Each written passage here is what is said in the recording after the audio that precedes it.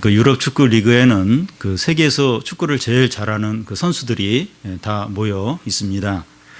그래서 그 선수들의 종교도 다양한데 경기 전이나 골을 넣고 나서 세레모니를 이제 할 때 보면 자기 종교를 나타냅니다.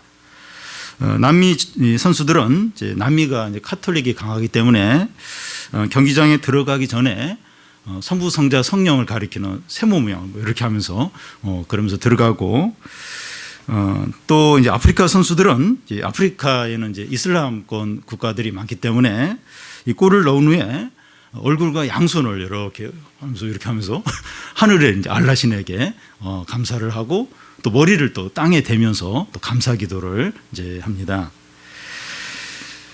이 노마 시대 노마 군인들도 이제 전쟁에 나가기 전에 신탁을 구하기도 하고 또 포세이돈 같은 그리스 신들에게 제사를 지내고 또 기도를 하는 것을 볼 수 있습니다.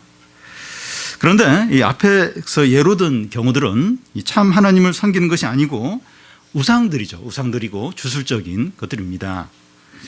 그런데 그들은 이제 우상 숭배라도 그렇게 간절하게 정성을 들여서 한다면 참 하나님을 믿는 우리는 더더욱 간절하게 신앙생활을 해야 하지 않나 생각됩니다. 근데 우리가 이제 우상 숭배하는 사람들보다도 어떤 면에서 하나님을 덜 찾고 또 의지하지 않는 이유가 무엇입니까? 하나님을 잘 모르거나 또 알아도 믿지 않고 의지하지 않기 때문이 아닌가 생각됩니다. 시편 68편은 이제 다윗의 시편인데 다윗은 이 시편에서 하나님은 어떤 분인가 하는 것을 말하고 또 다윗 자신이 이런 하나님을 적극적으로 찾고 의지하고 찬양하는 그런 내용입니다. 시편 68편은 성경에서 가장 해석하기 어려운 그런 곳 중에 하나라고 말합니다. 여러 주제를 섞어 놓은 것 같고 다른 곳에서는 사용하지 않는 히브리 단어를 이곳에서만 사용하기도 하기 때문입니다. 시편 68편을 한번 읽어보아도 무슨 말인지 잘 이해가 감이 안 잡혀요. 저도 몇 번 읽었는데 뭘 얘기하는 건지. 어떤 신학자는 30개의 어떤 주제를 여기 모아놨다고 2개, 3개 시편의 어떤 걸 이렇게 모아놓은 거라고 하기도 하고 그래서 이게 좀 산만하고 이게 뭘 얘기하는 건지 감이 잘 잡히지 않습니다. 근데 우리는 이 시편을 그렇게 어렵게 보려고 하지 않습니다. 걱정을 안 해도 됩니다. 시편 68편이 이제 길기 때문에 이 시간에는 1절에서 14절까지만 살펴보겠습니다. 또 오늘 본문 말씀은 4부분으로 나눌 수 있는데 첫 번째 부분은 하나님이 일어나소서 하는 내용이고 두 번째 부분은 하나님께서 백성들을 앞서 이제 행하시는 것이고 세 번째 부분은 그런 하나님이 고아를 돌보시는 그런 하나님이시고 네 번째 부분은 하나님께서 전쟁에서 승리를 주시는 겁니다. 첫 번째는 하나님이 일어나소서 하는 그런 부분입니다. 1절에서 3절까지 한 절씩 교대를 읽겠습니다. 하나님이여 하나님이 일어나시니 원수들은 흩어지며 주를 미워하는 자들은 주 앞에서 도망하리이다.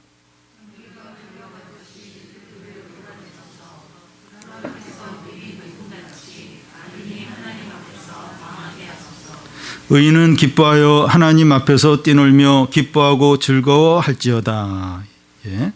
1절 앞에 하나님이 일어나시니 하는데 하나님이 일어나소서 하는 말입니다.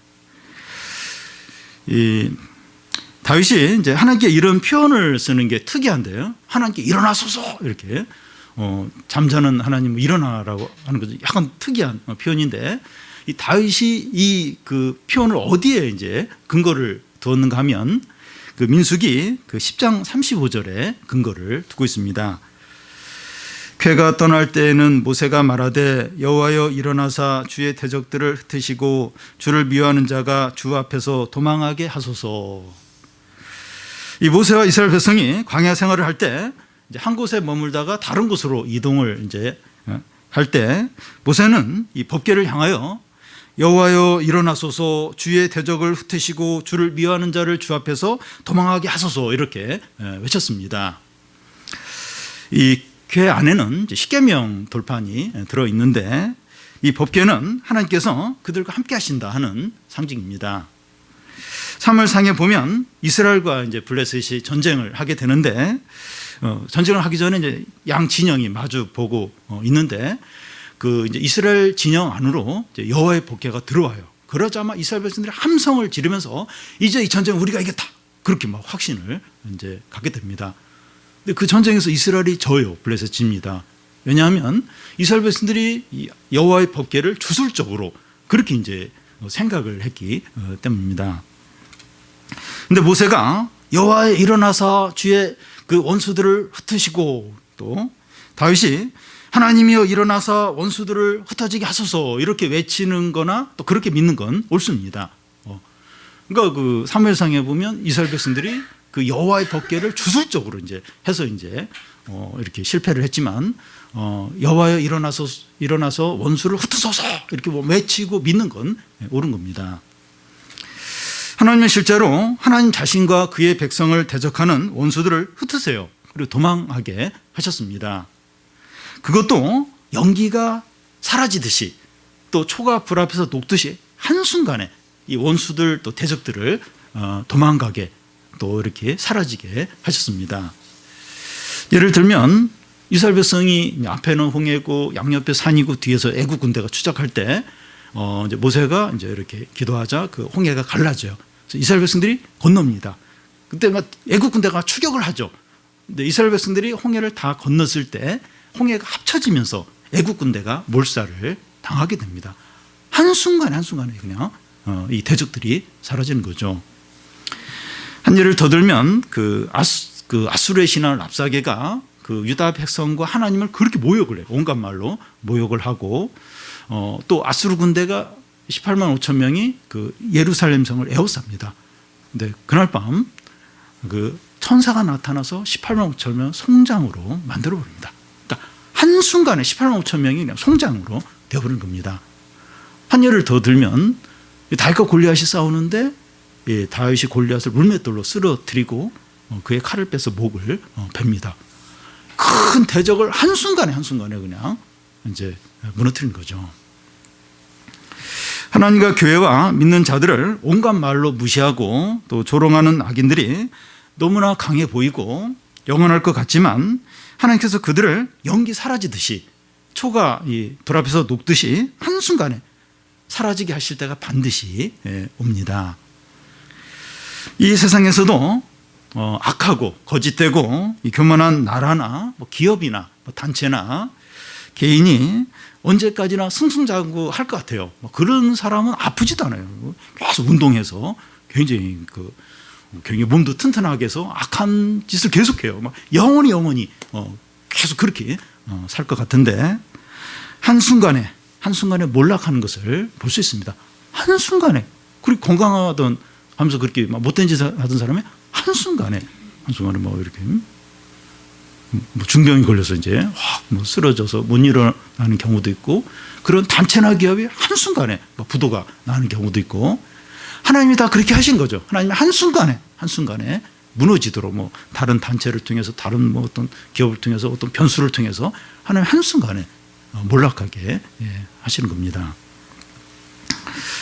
다윗이 불의하고 악한 자들을 볼 때마다 하나님이여 일어나셔서 원수들을 흩으시소 그렇게 외친 것처럼 우리도 하나님이여 일어나셔서 악인들을 망하게 하소서 이렇게 부르셔야 합니다.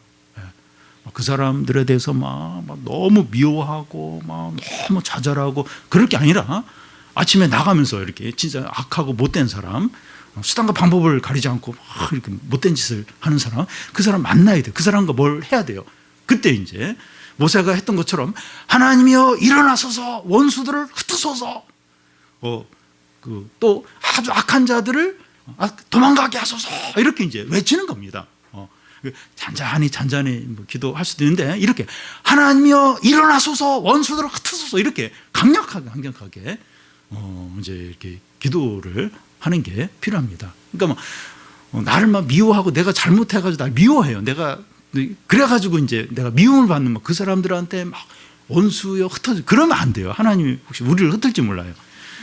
그런 사람 말고 내가 이렇게 정직하게 옳게 믿음으로 하는데도 그렇게 괴롭히고 막 악한 그 어떤 방법을 쓰고 막 거짓된 말을 막 터뜨리고 그냥 확 목을 조르고 싶고 막 쥐어 패고 싶은데 그러면 안 될 것 같고 어떻게 하겠습니까?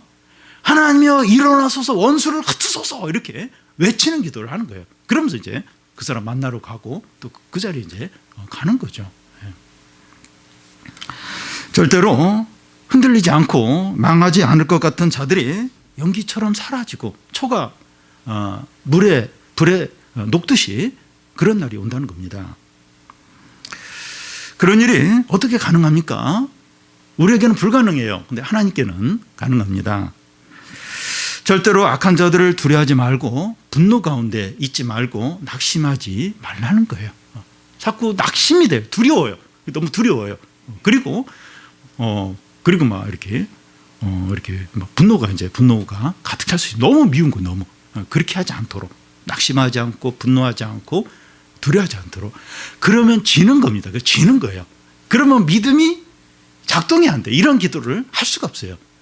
절대 두려움에 빠지지 않도록 낙심하지 않도록 이렇게 불신앙에 빠지지 않도록 해야 합니다. 하나님이여 일어나셔서 원수들을 연기처럼 사라지게 하소서 하며 쉬지 말고 기도할 필요가 있습니다. 너무 미운 생각이 들 때, 너무 낙심될 때 하나님이여 일어나소서 원수들을 흩으소서 저 악한 저 사람들을 사라지게 하소서. 그 연기가 사라지듯이 이 초가 불에 녹듯이 한순간에 사라지게 하소서.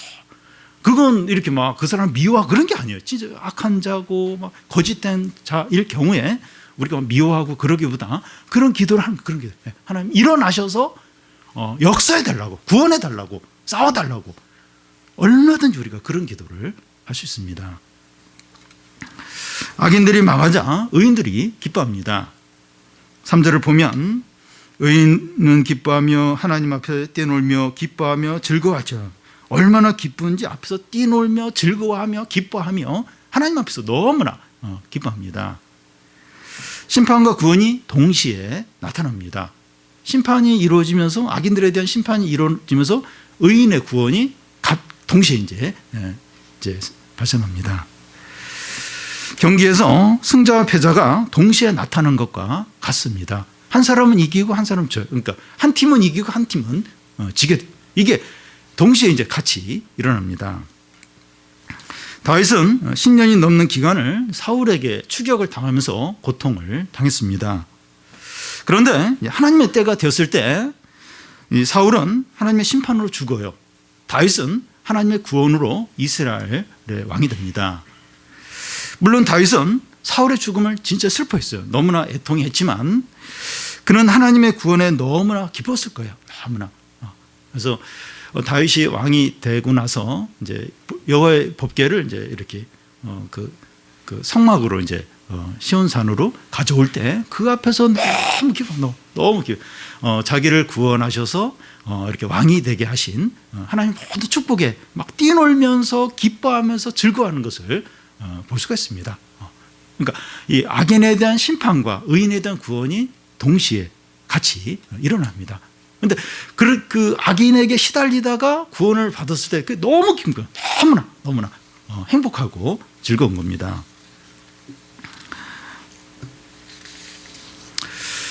다니엘은 아무런 죄가 없었지만 그 원수들의 모함을 받아서 사자굴에 이제 들어가게 됩니다.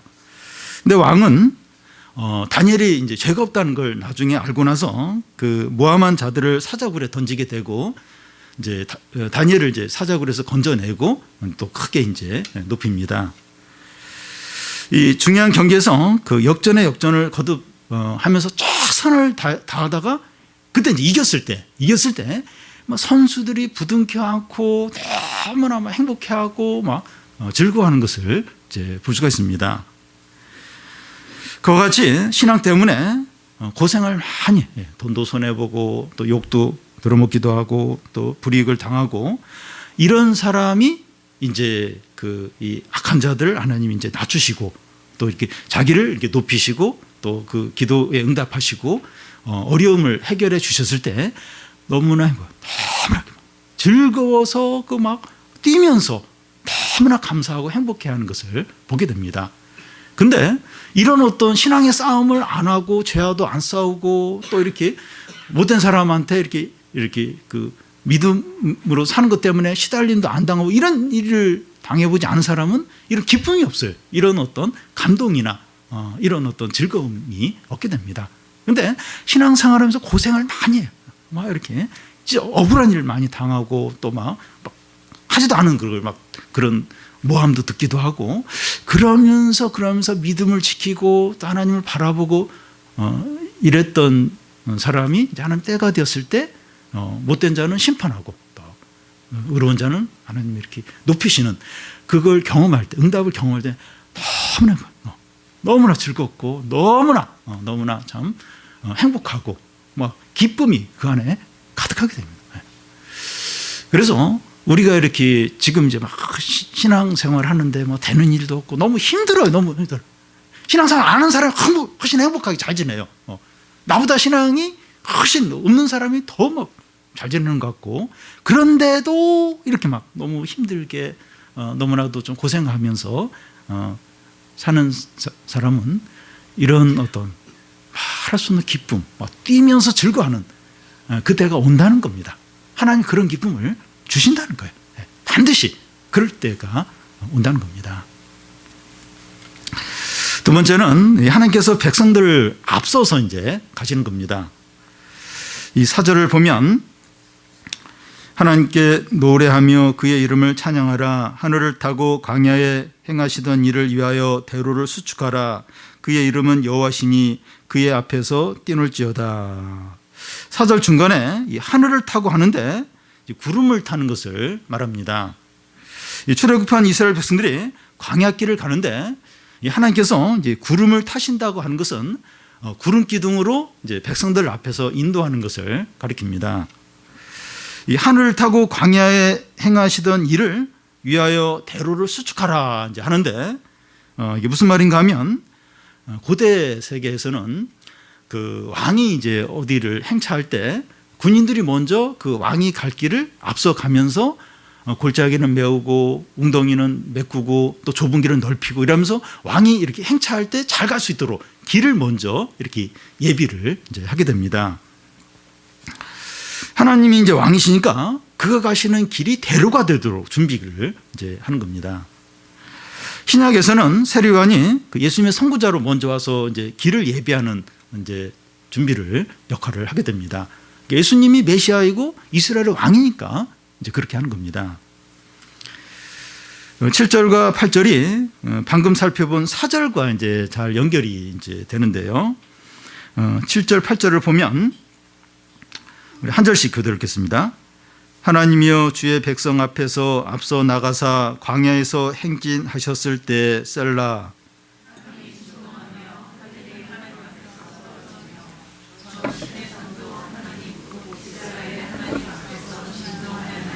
네.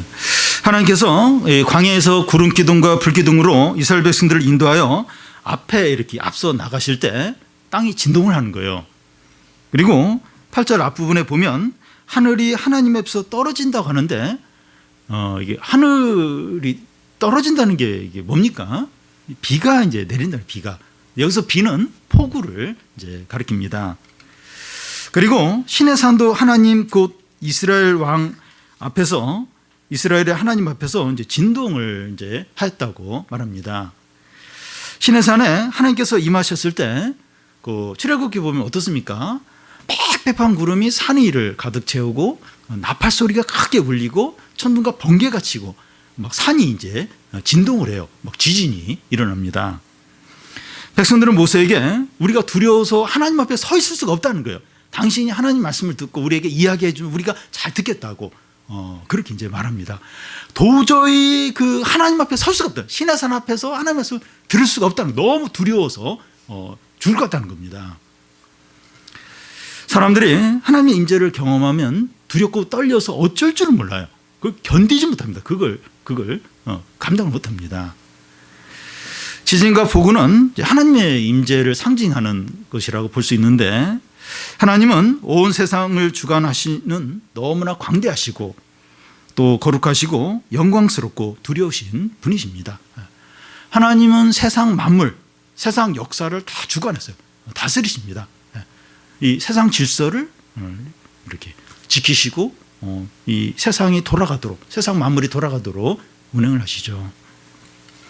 근데 사람들은 지진을 이제 두려워하여 이제 지진 대피 훈련을 열심히 하면서도 지진과 폭우와 모든 재난을 주관하시는 하나님은 두려워하지 않습니다.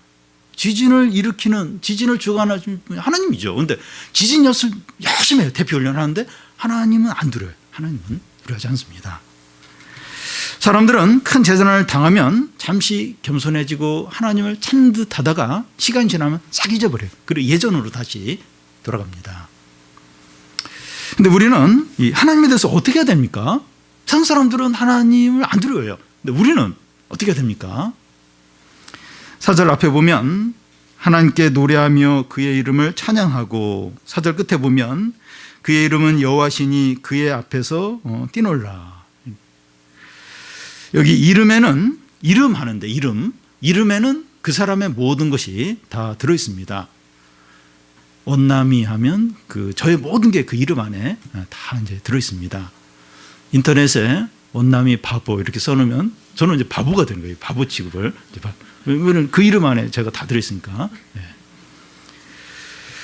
그 이름은 여호와라 하는데 그 여호와라는 이름 안에 그의 영광과 능력과 권세와 거룩과 존귀와 지혜와 생명과 사랑, 이 모든 게, 하나님의 모든 성품과 능력이 그 안에 다 들어 있습니다. 그래서 그의 이름을 찬양하고 노래하라는 겁니다. 그러니까 그의 이름, 그 여호와의 이름을 찬양하고 노래하는 건 하나님을 찬양하고 노래하는 거죠. 하나님의 모든 걸 찬양하는 겁니다. 여호와라는 이름이 얼마나 영광스럽고 능력 있고 권세가 있고 복된지 모릅니다. 신약에서는 나사렛 예수 그리스도 이름이 있죠. 사도행전 3장에 보면 그 나사렛 예수 그리스도 이름이 나면서부터 걷지 못한 사람을 일으킵니다. 이 이름이, 이 나사렛, 제일 이렇게 비천한 지역의 이름이 이 나사렛 예수의 이름이 나면서부터 걷지 못한 그 장인을 일으켜요. 그 이름이 일으킵니다. 이 나사렛 예수의 이름이 얼마나 강력하고 얼마나 영광스럽고 놀라운지 모릅니다. 구약에서는 여호와의 이름이 이렇게 능력이고 영광스럽죠. 너무나 권세가 있습니다.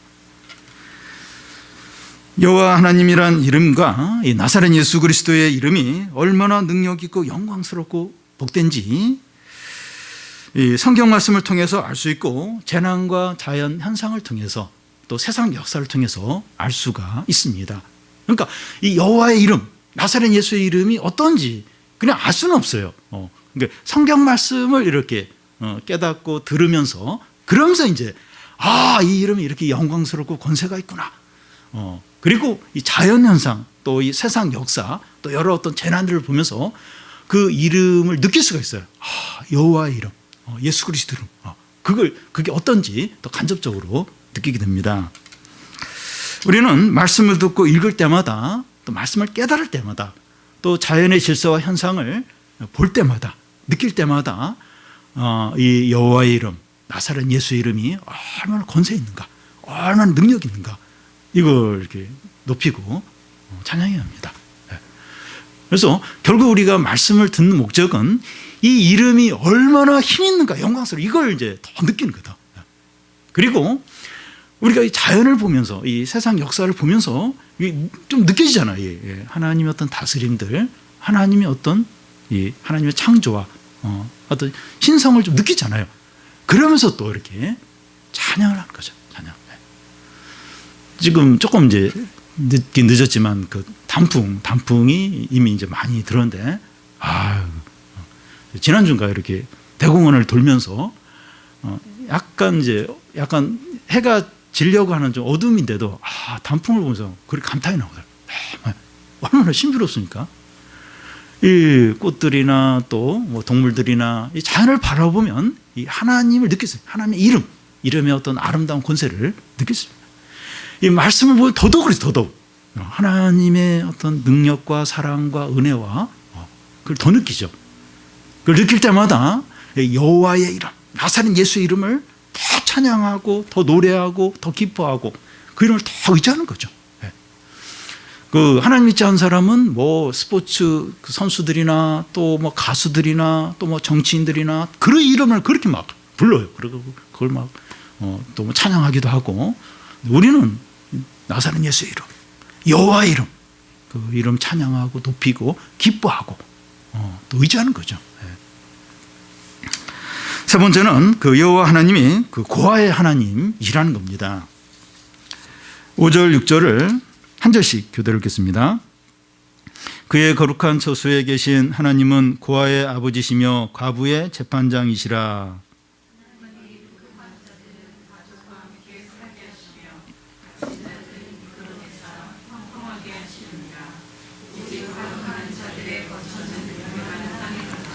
예, 그의 거룩한 처소에 계신 하나님이라고 하는데, 여기 거룩한 처소는 하늘의 성전이나 아니면 지상에 있는 성막 혹은 성전을 가리킵니다. 근데 이 지상에 있는 그러니까 이스라엘 백성들 가운데 있는 성막 혹은 성전을 가리킨다고 보는 게 좋습니다. 거룩하고 영광스럽고 광대하신 하나님은 높은 곳에 홀로 계신 것이 아니라 그의 백성들과 함께 계십니다. 백성들 입장에서는 좋을 수도 있고 부담스러울 수도 있습니다. 그 크신 거룩한 하나님이 성막에, 성전에 자기들과 같이 있다. 좋을 수도 있고 또 부담스러울 수도 있습니다. 그러니까 그 중요한 것은 하나님이 그들 가운데 계시면서 어떤 역할을 하시느냐, 그게 이제 그 백성들 입장에서는 좋을 수도 있고 또 부담스러울 수도 있는 거죠.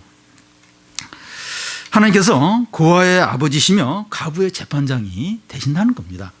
하나님이 그 크신 하나님이 이스라엘 백성들과 함께 거하시는데, 동거하시는데 과부의 아버지시고 과부의 재판장이시고 고아의 아버지의 그런 역할로 계신다는 거죠. 좋은 거죠. 굉장히 감사한 거죠. 고아는 가진 것도 없고 버려진 자인데 하나님께서 그의 아버지가 되신다는 겁니다. 과부의 재판장이 되신다고 하는데, 과부는 이제 남편이 죽고 또 힘이 없기 때문에 억울한 일을 당할 수밖에 없어요. 그런데 하나님께서 그의 재판장이 되어서 억울함을 풀어주시고 도와주신다는 거예요. 그래서 뭐 고아 과부는 그 사회에서 가장 없는, 힘없는 이제 그런 사람들을 대표하는데, 그들의 아버지가 되시고 그들을 돕는 재판장이 되신다는 겁니다. 우리 사회에도 고아와 과부같이 가진 것이 없고 의지할 것이 전혀 없는 사람들이 많이 있습니다. 우리가 그럴 수 있어요. 우리 보니까 내가 보니까 고아이고 과부 같은 자이다. 그럴 수 있습니다. 하나님은 우리의 아버지와 재판장이 되어 주신다는 거예요. 이 고아와 과부. 어떤 이게 힘 있고 기득권 있는 자들의 편이 아니라 가진 것이 없고 힘없는 자들의 아버지가 되시고 재판장이 되어 주신다는 거예요. 우리가 그렇다면 우리의 아버지가 되시고 우리의 재판장이 되어 주신다는 겁니다. 6절에는 좀 더 구체적인 사람들이 나오는데, 그 고독한 자들인데, 그 당시 문화에서 보면 신부 대금을 줄 수 없어서 결혼 못하는 그 총각을 이제 가리킨다 그래요. 그러니까 이 결혼을 하려면 신부 대금을 줘야 돼요. 신부 대금을 이제 그 신부 부모에게 주고 이제 신부를 데려와야 되는데 그 신부 대금이 없는 거예요. 그래서 결혼하지 못하고 그냥 혼자 늙어가는 총각을 여기 고독한 자라고 이제 합니다. 오늘날에도 이와 비슷한 사람들이 많이 있습니다. 결혼하고 싶은데 돈이 없어서 결혼을 못하는 청년들이 많이 있어요. 취업을 못하는 거예요. 취업을 해야 이제 결혼하고 애도 낳고 나는데 취업을 못하는 거예요. 취업을. 그러니까 뭐 결혼을 이제 늦어지고 못하는 거죠. 홀로 사는 노인들이 많이 있고, 또 퇴직을 하거나 실직해서 가정 안에서나 사회에서 이제 홀로 된 남자 장년들이 많이 있습니다. 그래서 등산은 원치 않는데 자꾸 등산을 하는 거예요. 할 일 없는 거예요. 집에서도 혼자입니다. 그동안 이제 직장 생활을 하느라고 막 바쁘게 이제 직장과 직장 사람들만 알다가 어느 날 갑자기 이제 퇴직을 하거나 실직을 하고 집에 딱 들어앉아 있으면 부인은 이미 남편 없이 이제 이렇게 남편하고 같이 보내는 시간 없이 이미 대인 관계를 잘하고 있어요. 활동을 잘하고 있어요. 그러니까 그 남편하고 놀아줄 시간이 없습니다. 부인은 이제 바쁘고. 그러니까 집에서 혼자 이제 외로운 거예요. 또 직장도 안 나가니까 만날 사람도 없는 겁니다. 혼자 이제 등산 계속 이제 등산 싫어하는데 계속 이제 산에 밖에 이제 갈 수 없는 이제 그런 장년들이 많아요. 고독한 장년들이, 남자 장년들이 많고, 또 핸드폰을 가지고 있지만 하루 종일 전화가 안 옵니다. 한 번씩 전화가 오는데 전화번호 바꾸라고 통신사에서 한 번씩 오고, 가끔씩 문자가 와요. 스팸 문자가 한 번씩 오고, 그거 외에는 연락이, 핸드폰은 있는데 연락이 안 와요. 전혀. 고독합니다. 우리가 이제 고독한 자일 수 있어요. 다 이렇게 가족도 있고 다 있어도 참 고독한 자일 수 있습니다. 근데 하나님은 고독한 자들에게 가족과 함께 살게 이제 하신다는 거예요. 이렇게 가족이 생겨서 함께 이렇게 살도록 그렇게 하신다는 겁니다. 그러나 이 가족과 함께 사는데도 고독할 수 있어요. 가족이 있는데도 이제 고독할 수 있어요. 그래서 이 가족과 함께 사는 것을 우리 성경에 보면 1번 해가지고 밑에 보면 집에 거하게 하신다는 그런 이제 의미로 이걸 이제 이렇게 볼 수도 있는데요. 이 집에 거한다고 하는 것은 안식의 의미가 있습니다. 그러니까 고독한 자에게는 외로우면서 마음에 이제 안식이 없어요. 그런데 고독한 자에게 안식을 주신다. 안식을 누리게 하신다는 게 이게 평안한 거예요. 기쁨을 누리게 하신다는 겁니다. 또 여기 갇힌 자가 나오는데 이 감옥에 갇혔거나 전쟁 포로가 된 자를 말합니다. 가장 비참하고 절망적인 상태를 가리킵니다. 이 중병에 걸렸거나 큰 빚에 졌거나 이 사업에 큰 어려움을 겪거나 정서적인 질병을 갖고 있거나 함정 같은 곳에 갇혀서 나오지 못하는 경우를 이제 말합니다. 이런 상태에 있는 사람은 기쁨이 없어요. 낙심할 수밖에 없습니다. 우리가 이런 상태에 있을 수 있어요. 갇힌 자처럼, 포로가 된 자처럼 너무 비참하고 절망적이고 헤어나올 수가 없고 너무나 좀 답답한 낙심이 되는 그런 상태. 그러니까 갇히지는 않았는데 창살 없는 감옥에 갇힌 것처럼 지금 너무 답답하고 헤어나올 수가 없고 그런 포로된 것처럼, 감옥에 갇힌 것처럼 그런 상태에 있을 수 있습니다. 근데 하나님께서 갇힌 곳에서 이끌어내서 형통하게 하신다는 거예요. 이제 일이 잘 되게 이제 하신다는 의미인데, 이 형통하게 요 말에, 이 히브리 말에 노래하다는 그런 의미도 이제 있습니다. 그러니까 노래는 이제 즐거울 때 노래를 하는 거죠. 갇혀 있고 포로 상태에 있고 이럴 때는 노래가 없어요. 항상 우울하고 절망적이죠. 근데 거기서 나옴으로 노래 크게 노래를 하고 콧노래를 이제 항상 이제 부르는 겁니다. 갇힌 자를 거기서 나오게 해서 이렇게 콧노래를 부르도록, 항상 노래를 부르도록 그렇게 하나님께서 하시겠다는 겁니다. 하나님 우리 가운데 함께 계시면서 고아와 가부와 고독한 자와 갇힌 자 같은 우리의 아버지와 목자와 구원자가 되십니다. 하나님 부담스럽게 왜 이렇게 나와 함께 하실까? 근데 그렇게 부담스러운 게 아니고, 고아와 과부와 갇힌 자와 또 고독한 자, 우리가 어떤 면에서 다 갖추고 있는데 그런 자일 수 있어요. 이렇게 갇힌 자가 고독하고 고아와 과부 같고 의지할 것이 없고 진짜 그런 자일 수 있어요. 근데 그런 자들의 아버지가 되시고 목자가 되시고 구원자가 되신다는 겁니다. 그렇게 하기 위해서 우리와 함께 성막에, 성전에 우리와 함께 동거를 하시는 겁니다.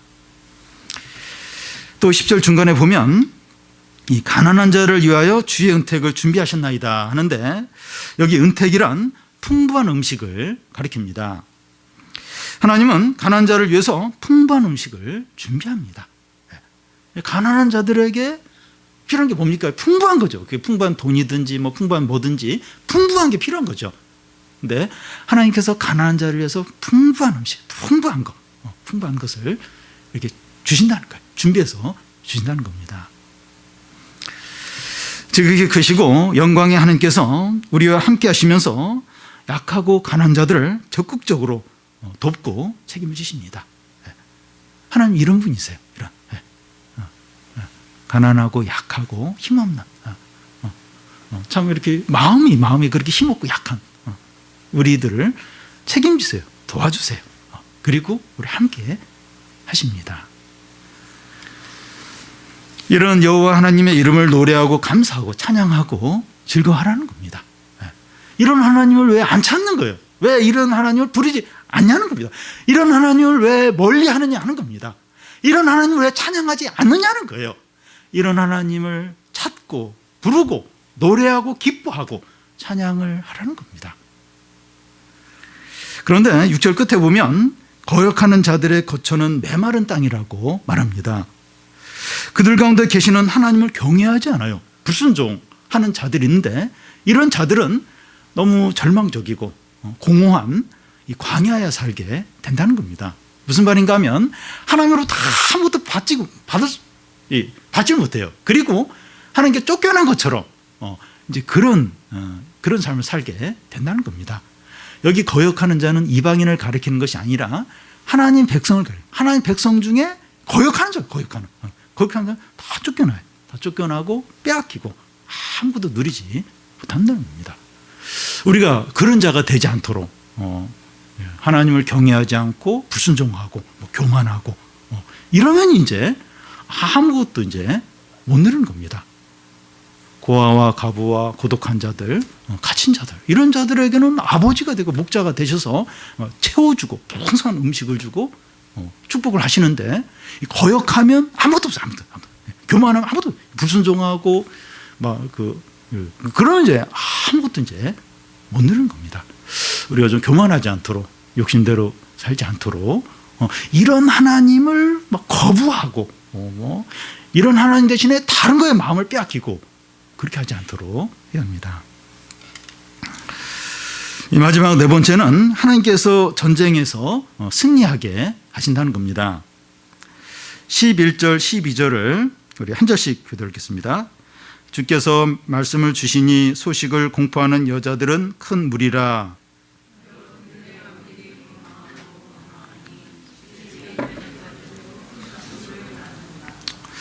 소식을 전하는 여자들이 큰 무리라고 하는데 무슨 소식인가 하면 전쟁에서 승리했다는 소식입니다. 이 승리의 소식을 즐거워하고 전한 사람은 여자들입니다. 그 홍해 애국 군대가 몰살했을 때 미리암과 많은 여인들이 소고를 치면서 노래하고 찬양을 했고 또 다윗이 블레셋을 이기고 돌아왔을 때도 여인들이 사울이 죽인 자는 천천히요 다윗이 죽인 자는 만만히 하면서 노래하면서 그 승리의 소식을 이렇게 다른 사람들에게 전했습니다. 여기서 그 여러 군대의 왕들이 도망했다고 하는데 이 사사기에 나오는 그 두브라와 시스라 군대의 전쟁을 가리킨다고 볼 수가 있습니다. 그 사사기 5장에 이제 나오는데요. 여러 군대들은 그 시스라와 이제 가나안의 왕들을 가리키는데, 그러니까 시스라가 이 가나안의 왕들과 연합해서 이제 이스라엘과 이제 전쟁을 벌였기 때문에 여기 여러 군대들은 시스라와 가나안의 왕들을 이제 가리킵니다. 그들이 이제 두브라가 이끄는 그 이스라엘 백성들에게 패하여서 여기 보면 도망하고 도망했다고 도망을 두 번이나 이제 표현하는데 이 도망한다고 하는 것은 새가 날아가는 것 같아요. 그러니까 새가 날아가는 것처럼 완전히 두려워하면서 도망치는 것을 가리킵니다. 그러니까 시스라와 가나안의 왕들이 새가 날아가는 것처럼 너무나 두려워하면서 그냥 사라지듯이 그렇게 도망을 쳤다는 겁니다. 하나님께서 얼마나 큰 승리를 주셨는가 하면 집에 있던 여자들도 탈취물을 취하게 되었다는 겁니다. 전쟁에서 이기면 집에 있는 여자들도 남편이 전쟁터에서 가져온 전리품을 이제 탈취물을 이제 이렇게 취하는 것은 당연하죠. 근데 여기서 그걸 따로 특별하게 언급을 이제 하고 있습니다. 그 이유는 여자들이 그 전쟁의 승리의 주역이라는 것을 강조하기 위해서입니다. 이 전쟁은 여자 사사 드보라가 이제 그 주도를 했고 또 전쟁의 소문도 여자들이 전하고 그 탈취물도 여자들이 다 이렇게 취했다. 그렇게 지금 강조하면서 표현을 하고 있습니다. 여자들은 상대적으로 약하죠. 여자들은 전쟁과 어떤 면에서 상관이 없는, 여자들은 전쟁을 할 수 없는 그런 거죠. 약하기 때문에. 그런데 하나님께서 여자들과 함께 하심으로 전쟁에서 승리를 하게 했어요. 여자 드보라를 통해서 전쟁을 승리하게 하시고 또 이 승리를 노래하게 하시고 탈취물을 취하게 하시는 거예요. 그 전쟁의 모든 전가를 여자들이 다 갖게 하시는 겁니다. 여자들이 승리와 영광과 기쁨을 누리게 하십니다. 이게 뭔가 하면 하나님은 그만큼 능력이 많고 또 은혜가 크고 지혜가 놀랍다는 거예요. 연약한 여자들을 전쟁의 주도자가 되게 하시고 전쟁의 모든 것을 모든 걸 다 취하고 누리도록, 그게 이제 하나님의 능력이죠. 하나님의 은혜죠. 하나님의 능력이, 은혜가 이렇게 크고 풍성하다는 겁니다. 이런 여호와 하나님의 이름을 노래하고 기뻐하고 찬양하지 않을 수 없습니다. 마지막으로 하나님은 그 연약한 자들을 얼마나 존귀하게 하시는지 모릅니다. 13절을 우리 같이 한번 읽겠습니다. 너희가 양우리에 누울 때에는 그 날개를 은으로 입히고 그 깃을 황금으로 입힌 비둘기 같도다. 신학자들은 이 13절을 가지고 이게 무슨 의미인지 도무지 모르겠다 하면서 엄청나게 길게 막 이건 이럴 것이다, 이런 뜻일 것이다 막 해요. 근데 뭐 그런 걸 뭐 생각할 필요가 없습니다. 그냥 문맥에 따라서 이제 보면 제일 이렇게 좋은 해석이라고 생각이 됩니다. 지금 계속 전쟁에서 이기고 하나님이 약한 자들을 높이고 여자들을 들어서 막 사용하시고 그런 내용이에요. 그 존귀케 하시는 내용이죠. 그래서 13절도 이제 그렇게 이제 볼 수 있습니다. 여기 양이 우리에 눕는다고 하는 것은 우리가 양과 목자에 대한 설교를 지난번 들으면서 이제 그 양이 이제 편안히 눕는다. 이건 아픈 곳이 없고 또 배부르고 또 위협이 없을 때 양이 이제 편안히 이제 눕는다고 했습니다. 그러니까 그러니까 안식을 누리는 거죠. 그러니까 이스라엘 백성들이 우리에 눕는다는 거예요. 이렇게 편안히 안식을 누리는 것을 이제 말합니다. 하나님께서 약한 자들에게 이런 안식을 주십니다. 그러니까 약한 자는 안식을 누릴 수가 없어요. 강한 자가 안식을 누리지 약한 자는 안식을 누릴 수 없는데 앞에서 고아, 과부, 갇힌 자, 또 고독한 자, 또 방금 전에 여자들이 뭐 전쟁에서 승리하고 또 이렇게 기쁨을 누림으로 이 약한 자들이 안식을 누리는 거예요. 편안히 안식을 누리는, 하나님 이제 그렇게 이제 해주신 겁니다. 그런데 이제 그들이 이제 누웠는데 그 모습이 어떤가 하면 날개는 은을 입히고 그 깃은 황금으로 입힌 비둘기 같다는 겁니다. 이게 양울에 누웠는데 그 날개는 은으로 입혀요. 그리고 그 깃은 황금으로 입었다는 겁니다. 입은 비둘기 같다는 겁니다. 존귀죠. 존귀고 아름다움이고 평화로운 모습입니다. 그러니까 하나님이 그 연약한 자, 과부와 고아, 갇힌 자, 고독한 자, 또 연약한 여자들을 존귀케 하시는 거예요. 영광스럽게 하는 거예요. 또 편안한 안식을 누리고 얼마나 아름답게 하시는지 모른다는 겁니다. 하나님이 이 모든 일을 하시는 거예요. 이 모든 일을 이렇게 하시는 겁니다. 다윗은 오늘 말씀에서 하나님을 어떤 분이라고 합니까? 하나님이 일어나셔서 악인들을 망하게 하세요. 연기가 사라지듯이 망하게 하시고 자기 백성을 앞서서 나가시면서 자신의 능력과 영광을 나타내시고 막 산에 지진이 일어나고 하늘에서 폭우가 내리면서 자신의 능력과 영광을 자연을 통해서 나타내시고 하나님께서 그들과 함께 하시면서 고아와 과부를 돌보세요. 돌보시고 전쟁에서 여자들에게 큰 승리와 영광을 얻게 하시고 연약한 자들에게 존귀와 영광과 아름다움으로 입히시면서 평안하게 하시는 거예요. 평안을 누리게 하시는 겁니다. 하나님은 이런 분이에요. 하나님은 이런 분이십니다. 다윗은 이런 하나님을 찾아요. 의지하고 사랑하고 노래하고 기뻐하고 찬양하고 영광을 돌립니다. 우리가 살펴본 여기서도 그렇고 이 68장 68편 내내 이 하나님을 찾고 노래하고 기뻐하고 영광을 돌립니다. 그리고 오늘 우리에게도 이런 하나님을 적극적으로 찾으라는 거예요. 기뻐하고 찬양을 하라는 겁니다. 왜 하나님을 안 찾냐? 여호와여 일어나소서, 우리에게 앞장서소서. 고아와 과부의 아버지시여, 우리와 함께 하시고 우리를 존귀케 하시고 풍성케 하소서. 왜 이런 기도를 하지 않느냐는 거예요. 이런 하나님을 왜 기뻐하지 않느냐는 겁니다. 우상을 숭배하는 사람들도 그렇게 지극정성을 해서 그 우상인데, 그 주술적인 건데 거기에 그렇게 열심을 내는데 왜 너희들은 이 하나님을 안 찾느냐는 겁니다. 제가 신문에서 그 신천지 이단인데 신천지에 대한 기사를 봤는데 청년들 10,000명이 이제 성경 공부 과정을 마치고 졸업하는 그걸 봤습니다. 깜짝 놀랐어요. 아니 요즘 청년이 어떤 청년인데 그 이단 성경 공부에 10,000명이나 그거 하고 졸업식하고, 이단도 그 우상을 섬기는 헛된 것을 믿는 사람도 그렇게 열심으로 하는데 우리 청년들은 어떤가? 우리 청년들은 큐티는 하나? 예배를 제대로 드리나?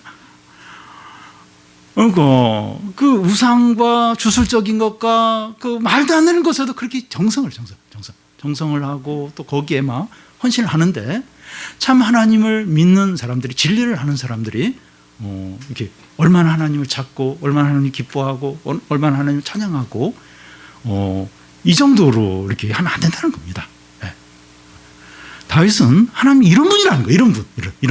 이런 분인데 왜 하나님을 안 찾느냐는 거예요. 왜 하나님께 찬양을 안 드리는 거예요. 온 마음으로 온 힘을 다해서 하나님을 찾고 부르짖고 기뻐하고 영광 돌리고 그 하나님께 감사를 드리는 겁니다.